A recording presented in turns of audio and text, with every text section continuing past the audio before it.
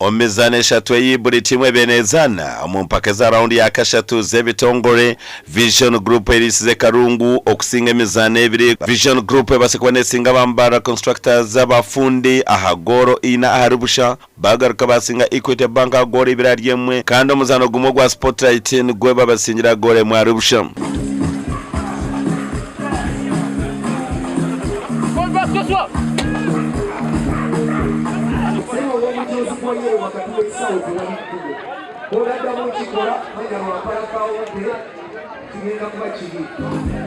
timu ezindi ezorekera mutindo harimo Coca-Cola esingira emizane ebiri kutera Joint Medical Stores eshatu arubusha na Gist Band emwe arubusha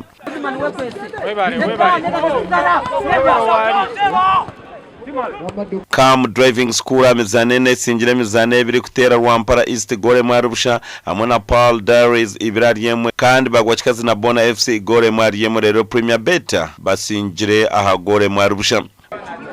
Land titles are ready. Even in Nyakshara, that is Karokaronji, the land titles are ready. Bo aba enzi finance bakamukama rutahigwa basingire Kausa okagoro inarubusha Nairobi Breweries esingire Mbarara Sports Academy mwarubusha Uganda Police esingire Waze mwarubusha muzano ogunde bagwachikazi na Uganda Law Society mwaryemwe Rwampara East esingirwa Mbarara Rifaro ahagore mwarubusha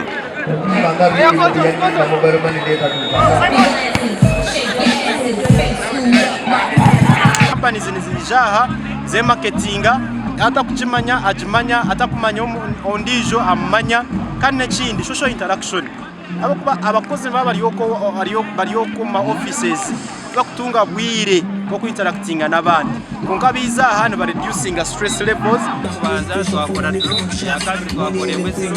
so tunza kuzoma ya gatatu subira bwira kuhangura ne maji isobere so twenda twangura kushira mu second round abasanzwe bakutambaje abana bajebise amaji kwanza kuko kampuni zikurenga 40 z'ebitongane zo ziri omukwayanira ekikopo cy'empakezi kandi nizakuba nizihendera bwa nyuma round 10 omukwezi ku 11 omwaka ogu Gashakwa Ram Edwin.